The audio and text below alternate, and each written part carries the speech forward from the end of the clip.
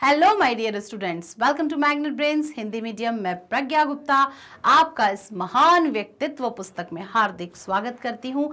पुस्तक की इस श्रृंखला में आ गए हैं हम पाठ 10, जिसका नाम है आचार्य दीपांकर श्री ज्ञान की पाठ पढ़ने के लिए।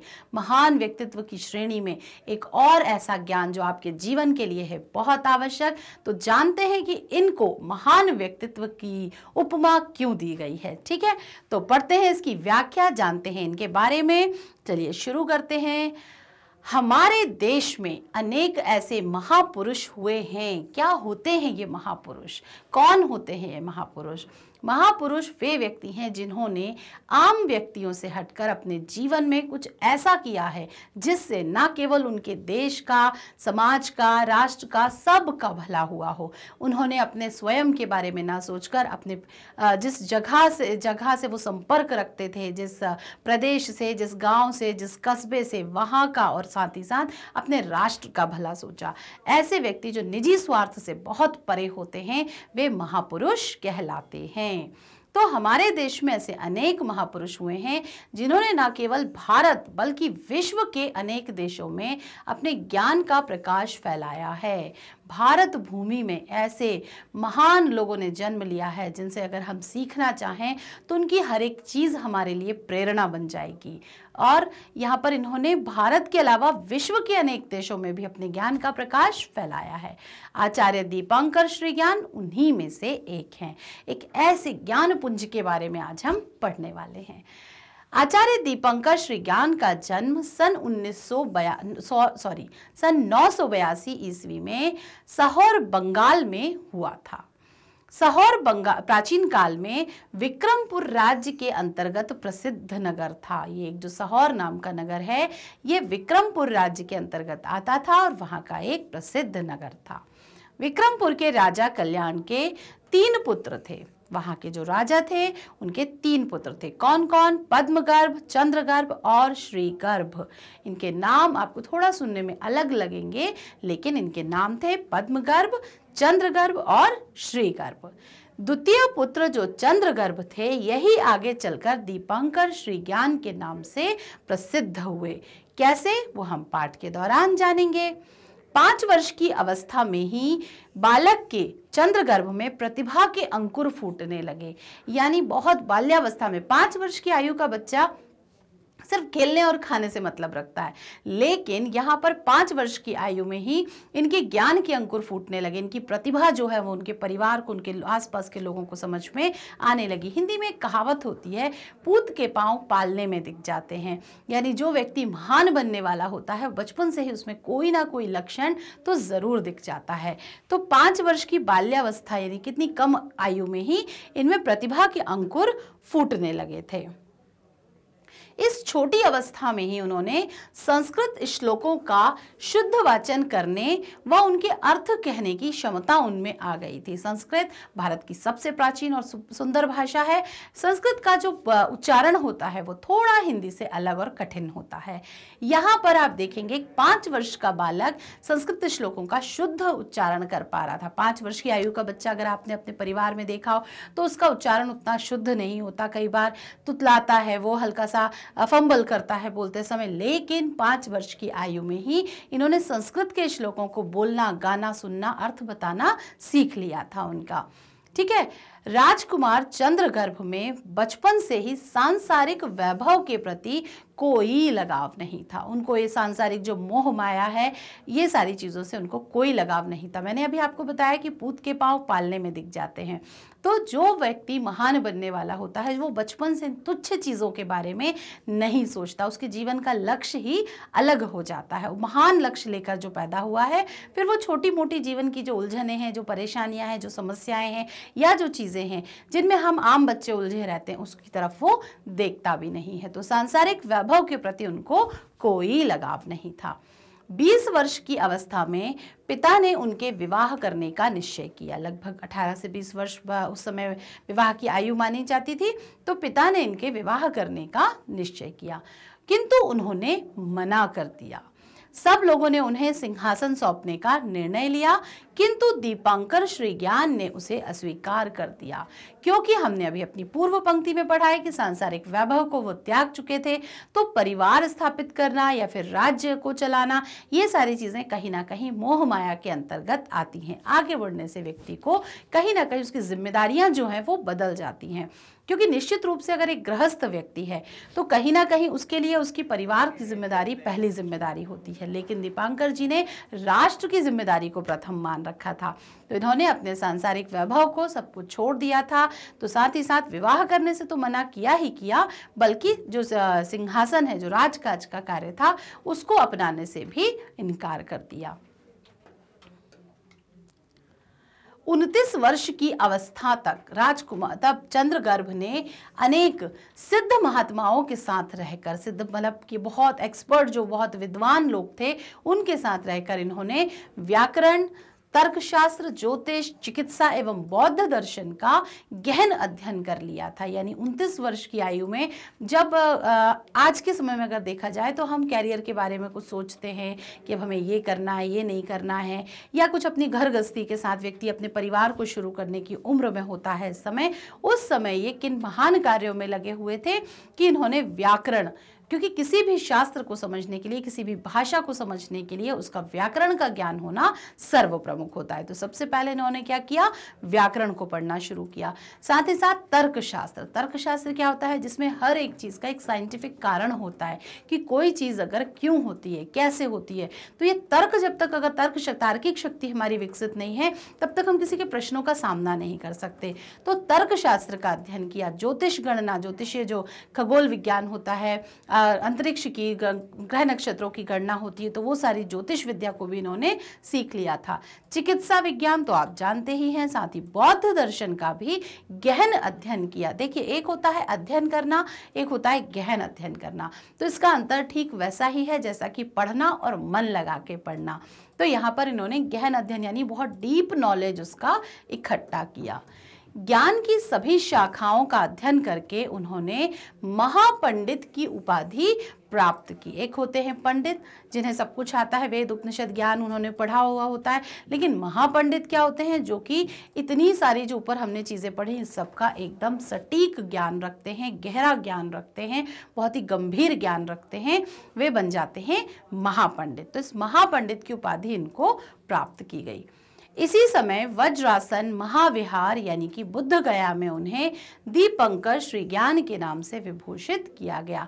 यानी अभी तक इनका नाम क्या था, चंद्रगर्भ था, लेकिन इतने सारे ज्ञान प्राप्ति के बाद, महापंडित की उपाधि के बाद इन्हें वज्रासन महाविहार बुद्ध गया जिसे कहा जाता है, वहां पर इस नाम से विभूषित किया गया। यानी अब हमारे जो चंद्रगर्भ जी हैं वो दीपंकर श्रीज्ञान के नाम से प्रसिद्ध हो गए हैं। बुद्ध मत के अंतर्गत दीपांकर का नाम बड़े आदर के साथ लिया जाता है। महात्मा बुद्ध भी इसी नाम से जाने जाते थे। ठीक है, तो दीपांकर जी का नाम आज भी इतने ही सम्मान और आदर के साथ लिया जाता है। आगे देखते हैं। अध्ययन पूरा कर लेने के बाद जब इन्हें महापंडित की उपाधि मिल गई, सब कुछ इन्होंने ज्ञान हासिल कर लिया, तो आचार्य दीपंकर ने भारत के तत्कालीन अनेक विश्वविद्यालयों में अध्यापन कार्य किया। अध्यापन का अर्थ होता है पढ़ाना। अब जब स्वयं में इतना ज्ञान प्राप्ति हो गई है, तो जैसा कि मैंने आपको बताया है कि मैग्नेट ब्रेन्स क्या कहता है आपसे, ज्ञान बांटने से बढ़ता है, ठीक वैसा ही यहाँ पर भी इन्होंने किया। जो अपने अंदर इन्होंने ज्ञान हासिल किया था, जो नॉलेज इन्होंने इकट्ठी की थी, वो जितना अब ये बांटेंगे वो उतनी ज़्यादा बढ़ने वाली थी। तो इन्होंने क्या किया, अपना अध्ययन, स्वयं अध्ययन पूरा करने के बाद इन्होंने भारत के अनेक विश्वविद्यालय, जिसे हम यूनिवर्सिटी कहते हैं, तो विश्वविद्यालयों में अध्यापन का कार्य किया। अध्यापन यानी पढ़ाना और अध्ययन यानी स्वयं पढ़ना। जिन दिनों विक्रमशिला में महापंडित के पद पर ये कार्य कर रहे थे, उन्हीं दिनों में तिब्बत के महाराजा की आज्ञा से नग छो लोचापा नामक एक व्यक्ति दीपांकर को अपने देश तिब्बत ले जाने के लिए आया। क्यों ले जाना चाहता था वो उन्हें तिब्बत? उस समय विक्रमशिला में अनेक प्रसिद्ध आचार्य थे, किंतु दीपांकर श्री ज्ञान उनमें सबसे विशेष रूप से प्रसिद्ध थे। वे एक महान आचार्य तो थे ही, उसमें कई अनेक गुण भी विद्यमान थे। हमने ऊपर देखा, इसके पहले वाली स्लाइड में भी हमने देखा कि कितने सारे गुणों से वो परिपूर्ण थे।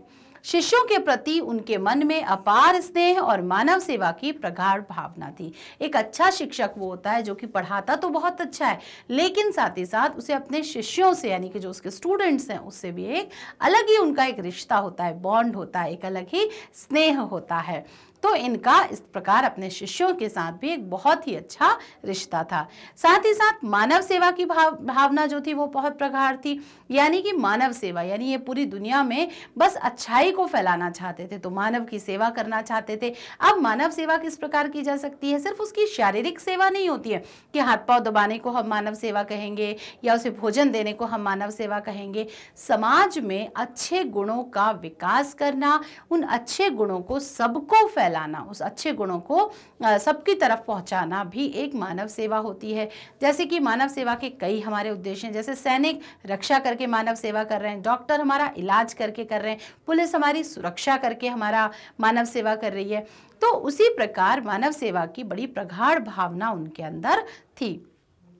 विक्रमशिला विश्वविद्यालय के छात्र उनकी अमृत तुल्य वाणी से विशेष प्रभावित थे, यानी जब वो बोलते थे तो ऐसा लगता था बस ये बोलते रहें और हम सुनते रहें। ऐसा क्यों होता था? क्योंकि वो जो भी बात कहते थे वो बड़ी सकारात्मक होती थी, सीधे वो हृदय तक, मस्तिष्क से होते हुए हृदय तक प्रवेश करती थी। तो जो छात्र थे, जो उनके सुनने वाले लोग थे, वो वहां पर उनसे बहुत ही ज्यादा प्रभावित थे। बच्चे जो है उनसे बात करने के बाद, उनको सुनने के बाद बहुत ही सकारात्मक यानी कि पॉजिटिव महसूस करते थे। तो इस प्रकार वहां पर उनका कार्य चलता रहा।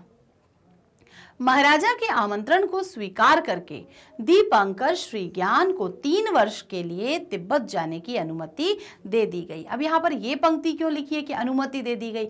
क्योंकि जो विश्वविद्यालय था वहाँ का, क्या वो ऐसे व्यक्ति को, ऐसे शिक्षक को अपने आसानी से जाने देता? लेकिन उन्हें ऐसा लगा कि ऐसे व्यक्ति की जरूरत सिर्फ हमें ही नहीं है, दूसरों को भी है, वहाँ पर भी ज्ञान का दीप जलाने की आवश्यकता है। तो ये सब सोचने के साथ साथ उनको तिब्बत जाने की अनुमति मिल गई। उस समय दीपंकर श्री ज्ञान 59 वर्ष के थे, 59 यानी कि 59 ईयर्स के थे। वे नेपाल होते हुए डबरी नामक स्थान पर पहुंचे। नेपाल के रास्ते होते हुए वे डबरी नाम की जगह पर पहुंच गए। वे 3 वर्ष तक वहीं रहे। यहीं पर उन्होंने अनेक पांडित्यपूर्ण रचनाएं की। पांडित्यपूर्ण मतलब बहुत ही गहन, पंडितों वाला जो ज्ञान, उपनिषद वेदों वाला जो ज्ञान होता है, बहुत आध्यात्मिक बातें, वो लिखकर उन्होंने यहाँ पर अपनी पांडित्यपूर्ण रचनाएं की। बोधिपथ प्रदीप ग्रंथ की रचना यही की गई है। ये इनका बहुत प्रसिद्ध ग्रंथ है जिसका नाम है बोधिपथ प्रदीप। उसके बाद वे भारत वापस आना चाहते थे, किंतु नेपाल की सीमा पर लड़ाई छिड़ जाने के कारण वे अपने देश नहीं लौट सके। इतना महान व्यक्ति सिर्फ एक तुच्छ सी लड़ाई के कारण, मतलब वो जिस चीज को दुनिया से खत्म करना चाहते थे, उसी की वजह से वो अपने देश नहीं लौट पाए। कुछ ऐसे तुच्छ मानसिकता के लोग, कलुषित मानसिकता के लोग जो आपस में लड़ाई झगड़ा करना जरूरी समझते हैं, उनकी सोच को वो नहीं बदल पाए और उनकी उस लड़ाई झगड़े के कारण सीमा पर, सरहद जो होती है ना, उस पर लड़ाई छिड़ने के कारण क्या हुआ? वे अपने देश नहीं लौट पाए। इसी समय उन्हें केंद्रीय तिब्बत में आने के लिए आमंत्रित किया गया, यानी जो सेंट्रल तिब्बत था वहां पर उनको आमंत्रित, इनवाइट किया गया। इस क्षेत्र में वे कई वर्षों तक बौद्ध मत का प्रचार प्रसार करते रहे। यानी जो अच्छा व्यक्ति होता है, जो सुगंधित पुष्प होता है, आप उसे कहीं भी रख दो, वो खुशबू फैलाना नहीं छोड़ता है। तो ठीक वैसे ही जहां रहे वहीं पर इन्होंने क्या करना शुरू कर दिया? बौद्ध धर्म का प्रचार प्रसार और ज्ञान को बांटना शुरू कर दिया। तिब्बत में यह बौद्ध मत के नव जागरण का काल था। तिब्बत उस समय नव जागरण का काल था। यहाँ के लोग ऊर्जा, उत्साह, उमंग की तलाश में थे और वो नव जागरण यानी नई नई ऊर्जा जगाने के समय में थे वो लोग। तिब्बत प्रवास के समय दीपंकर श्री ज्ञान ने महात्मा बुद्ध के उपदेशों को वहाँ की जनता तक पहुँचाया। महात्मा बुद्ध अपना कार्यभार कर चुके थे, अपना कार्य कर चुके थे, अपनी टीचिंग्स को दे चुके थे। अब उसको जरूरत थी प्रचार प्रसार करने की।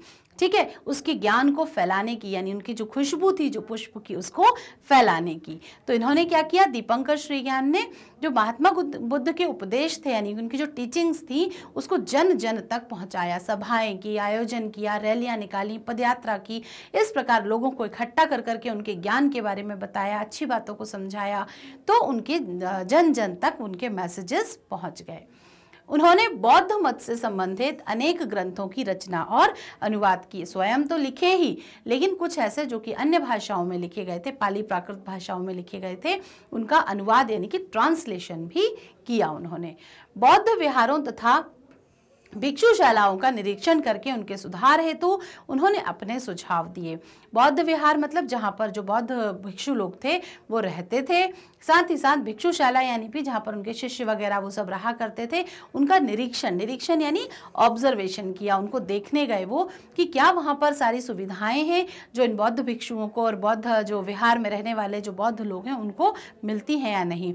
उनमें सुधार करके अपने हेतु सुझाव दिए। वहाँ पर जो अच्छाइयाँ थी उनकी तो तारीफ की, लेकिन जो चीज़ें उनको वहाँ पर कमी नजर आई तो वहाँ के लिए उन्होंने अपने सुझाव यानी कि सजेशंस दिए कि भाई ये सुधार की और आवश्यकता है, ये बदलाव और यहाँ पर होना चाहिए। इस प्रकार देखते हैं आगे, बौद्ध मत के पुनर्गठन मतलब रिकंस्ट्रक्शन। तो पुनर्गठन में उनका बहुत योगदान है। किसका? दीपंकर श्रीज्ञान जी का बहुत योगदान रहा। इस प्रकार दीपंकर श्रीज्ञान जी 15 वर्षों तक तिब्बत में अपने ज्ञान का प्रकाश फैलाते रहे। यानी वो सरहद पर जो झगड़े की वजह से वो नहीं आ पाए थे, उसके बाद वो वहाँ पर लगभग कितने वर्ष, 15 वर्ष तक वहीं पर रहे और अपने ज्ञान का प्रकाश फैलाते रहे। मैंने आपसे बताया ना कि कोई फूल अपनी सुगंध नहीं छोड़ता, कोई दीपक किसी भी स्थान पर रखकर जलाओ वो प्रकाशित होना नहीं छोड़ता। तो ये जहाँ थे वहाँ पर भी अपने ज्ञान की गंगा को बहाते रहे। 73 वर्ष की आयु में, 73 यानी 73, अभी हमने कुछ इसके पहले भी देखी थी एक उम्र उनकी, अब उनकी आयु 73 वर्ष हो गई है। 73 वर्ष की अवस्था में वहीं उनका निधन हो गया। बहुत दुखद बात है कि भारत का एक ऐसा व्यक्ति जिसे भारत लौटने का अवसर ही नहीं मिल पाया और तिब्बत की भूमि पर उसने अपने देह का त्याग कर दिया। तिब्बत में दीपंकर श्रीज्ञान को बौद्ध मत से संबंधित ऐसे ग्रंथों की पांडुलिपियां मिली जो भारत में दुर्लभ थीं। पांडुलिपियां यानी उस समय की जो प्राचीन काल की ग्रंथ थे, हाथ से लिखे हुए हस्तलिपि के, वो सब इनको उस समय वहां पर मिली जो भारत में बहुत दुर्लभ यानी रेयर थी। भारत में उनकी किसी ने उनको देखा ही नहीं था, जो उन्हें तिब्बत में बौद्ध धर्म से संबंधित मिली थी। दीपंकर श्रीज्ञान ने इन ग्रंथों का तिब्बती भाषा में अनुवाद किया। सबसे पहले तो बौद्ध मत से संबंधित जो पांडुलिपियां मिली थी उसका तिब्बती भाषा में अनुवाद क्यों आवश्यकता, ताकि वहाँ के जो स्थानीय लोग थे वो उसको सबसे पहले पढ़ सकें। फिर उन्होंने धीरे धीरे उसका संस्कृत में अनुवाद किया, बंगला में अनुवाद किया और तिब्बती भाषा में 100 से अधिक ग्रंथों की भी रचना की। यानी उन पांडुलिपियों का तो अनुवाद किया ही किया, साथ में 100 से अधिक ग्रंथों की भी रचना उन्होंने की थी। उसमें से 100 में से 96, अबाउट 100 में से 96 आज भी सुरक्षित हैं संग्रहालयों में, पुस्तकालयों में। आज भी उनकी वो रचनाएं एज इट इज यानी जैसी की तैसी सुरक्षित रखी गई हैं। ये ग्रंथ उनकी प्रतिभा, विद्वता और अध्ययनशीलता के परिचायक हैं कि वो कितने महान थे, कितने प्रतिभाशाली थे। और अध्ययनशीलता यानी स्वयं अध्ययन कर करके चीज़ों का निचोड़ निकालना, इतने बड़े बड़े ग्रंथों को पढ़ना और फिर उनका निचोड़ निकालना यानी एक्सट्रैक्ट निकालना और फिर हमारी सुविधा के लिए, हम लोगों के लिए उसे उपलब्ध कराने जैसी जो उनकी चीज़ उन्होंने की, वो उनकी बहुत ज़्यादा शिद्दत का परिचायक बन गई है। ठीक है, तो ये ग्रंथ जो है उनकी प्रतिभा, विद्वता और अध्ययनशीलता के परिचायक हैं। ठीक है, यहाँ तक आपको बात समझ में आ गई होगी कि किस प्रकार दीपंकर श्रीज्ञान जी का जीवन चल रहा था। आचार्य दीपंकर श्रीज्ञान के उपदेशों में, उपदेश यानी वही टीचिंग में, मानव सेवा, सबसे पहला शब्द है मानव सेवा, और भाईचारे का संदेश भरा हुआ था। इनके आप जो भी उपदेश देखेंगे, जो भी टीचिंग्स देखेंगे, दो बातें प्रमुख रूप से आप देखेंगे। पहली कौन सी, कि मानव सेवा यानी इंसान को इंसान की सेवा करनी चाहिए। ईश्वर ने अपना काम कर दिया मनुष्यों को बनाकर, अब मनुष्यों का काम क्या है कि वे आपस में एक दूसरे की सहायता करें, मदद करें, सुख दुख में काम करें उनके, तो मानव सेवा करें। ठीक है, और भाईचारे का यानी हम सब आपस में जैसे कि एक परिवार परिवार के लोग मिलजुल के रहते हैं। तो ये सारा विश्व क्या है, एक परिवार है, और हम सबको कैसे रहना है, भाईचारे के साथ रहना है, मिलजुल कर आपस में रहना है। तो ये दो संदेश जो हैं ये इनकी टीचिंग यानी कि उपदेशों में मिलते हैं। हमें उनसे ज्ञान अर्जन की प्रेरणा भी मिली है। ज्ञान अर्जन शब्द दो शब्दों से मिलकर बना है, ज्ञान और अर्जन। ज्ञान मतलब नॉलेज और अर्जन मतलब इकट्ठा करना, कमाना उसको। तो ज्ञानार्जन की प्रेरणा यानी ज्ञान को इकट्ठा करिए और फिर ज्ञान को बांटिए। इस चीज की प्रेरणा हमें किससे मिली, दीपंकर श्री ज्ञान जी से मिली। बोधिपथ प्रदीप जो कि उनका प्रमुख ग्रंथ है, उसमें उन्होंने पुरुषों को 3 प्रकार का बताया है। पुरुष जो है वो 3 प्रकार के होते हैं। सबसे पहला अधम, मध्यम और उत्तम। अब क्या है ये, इनके लक्षणों को स्पष्ट करते हुए उन्होंने लिखा है, जो लोग किसी भी प्रकार से दूसरों को धोखा देकर, कष्ट पहुंचाकर, भ्रष्ट तरीकों से सांसारिक सुख पाना चाहते हैं वे अधम होते हैं यानी अधर्मी होते हैं। कौन कौन से, जो किसी भी प्रकार से दूसरों को धोखा देते हैं, कष्ट पहुंचाते हैं, भ्रष्ट तरीकों से सांसारिक सुख पाना चाहते हैं, यानी जो गलत काम करते हैं वे क्या कहलाते हैं, अधम पुरुष कहलाते हैं। ठीक है। संसार के सुखों से विमुख होकर, जो संसार के दुखों से विमुख होकर, कर्म से दूर रहकर भी केवल अपने निर्वाण की कामना करने वाले पुरुष मध्यम कोटि में आते हैं। जो कि संसार के दुखों से दूर हैं, संसार में जो दुख मिल रहे हैं उनको, वो उनके मस्तिष्क में नहीं आ रहे हैं, वो सोच रहे हैं जाने दो, ये सब तो जीवन में लगा ही रहता है, तो वो उसको अपने ऊपर हावी नहीं होने देते हैं।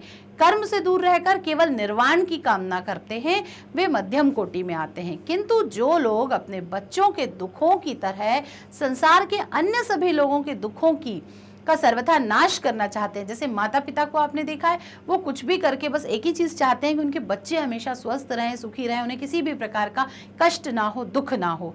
तो इस संसार के हर एक व्यक्ति को अपने बच्चे जैसा स्नेह करना, माता पिता के समान स्वयं को महसूस करना और दूसरों को बच्चे अपनी संतान के समक्ष की तरह महसूस करना, और ये जैसे हम अपने बच्चों के दुख दूर करते हैं वैसे उनके दुख दूर करने की जो हमारे अंदर भावना है, वो चीज अगर किसी व्यक्ति के अंदर आ जाती है और वो संसार के समस्त दुखों का नाश करना चाहता है कि जैसे मेरे बच्चे हमेशा सुखी रहें वैसे संसार का हर व्यक्ति सुखी रहे, ये भावना जो अपने अंदर विकसित कर लेता है वो उत्तम पुरुष कहलाता है।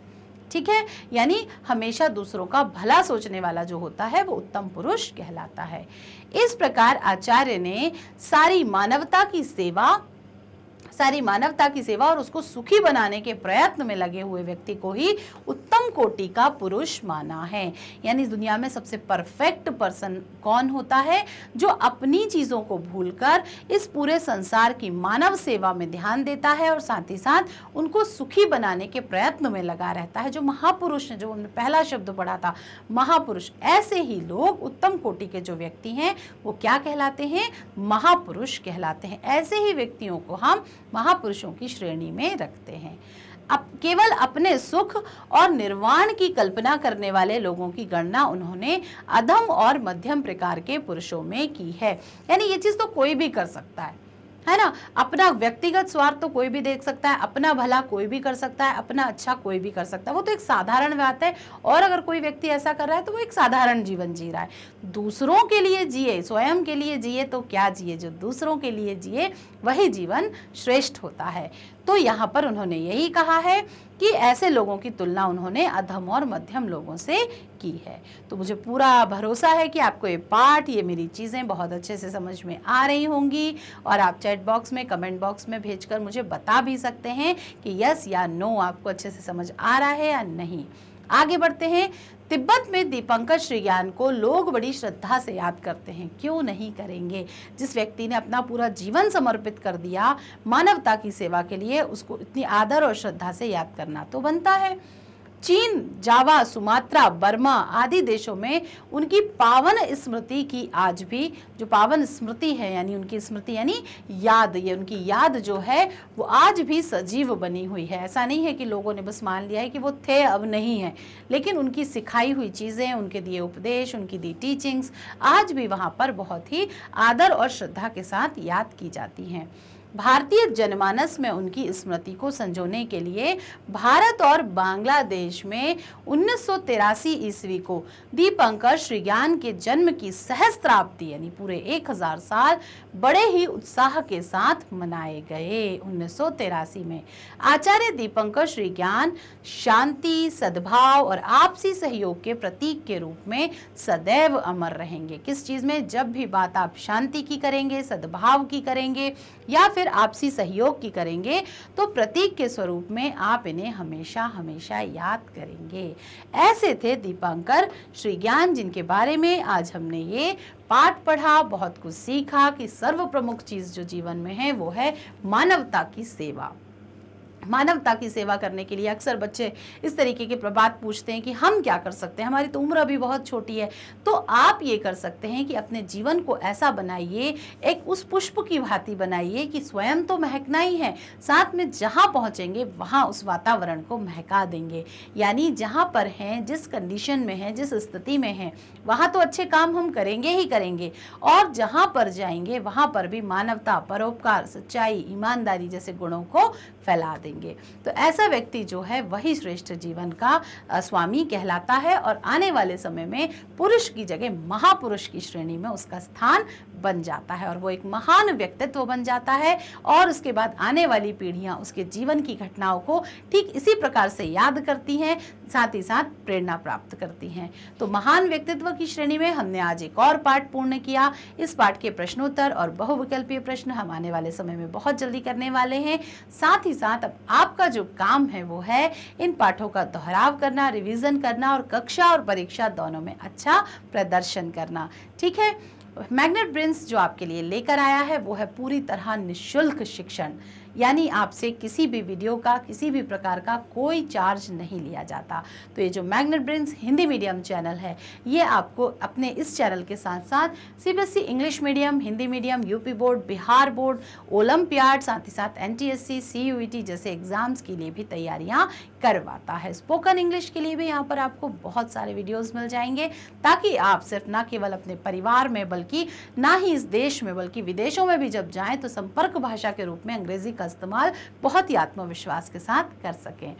बुक्स और ई बुक्स के कलेक्शन के लिए भी जो डिस्क्रिप्शन बॉक्स में एक लिंक दी है उस पर जैसे ही आप क्लिक करेंगे गूगल फॉर्म ओपन होगा, उस गूगल फॉर्म को भर दीजिए, सबमिट कर दीजिए, वो फॉर्म आएगा हमारे पास, ज़रूरी चीज़ें पहुंचेंगी आपके पास। हमारे साथ बने रहने के लिए, जुड़े रहने के लिए, जोड़ने के लिए आप हमारे साथ बने रहेंगे और यूज़ करेंगे फेसबुक, इंस्टाग्राम, ट्विटर और टेलीग्राम को, जो कि अब आप बहुत अच्छे से जान चुके हैं। सबसे प्रमुख बात कि इस वीडियो को पसंद आने पर लाइक, कमेंट, शेयर जरूर करें और शेयर तो ज़रूर करें। वीडियो आपको अच्छे लग रहे होंगे, पाठ जो भी है उपयोगी आपके लिए हैं, वो आपको बहुत ज़्यादा लाभ दे रहे होंगे। इसकी सूचना मुझे आप अपने कमेंट से मुझे दे सकते हैं। मिलते हैं अपने अगले वीडियो में दीपंकर श्रीज्ञान जी के प्रश्नोत्तर और बहुविकल्पीय प्रश्नों के साथ। तब तक के लिए बाय बाय, अपना ख्याल रखें।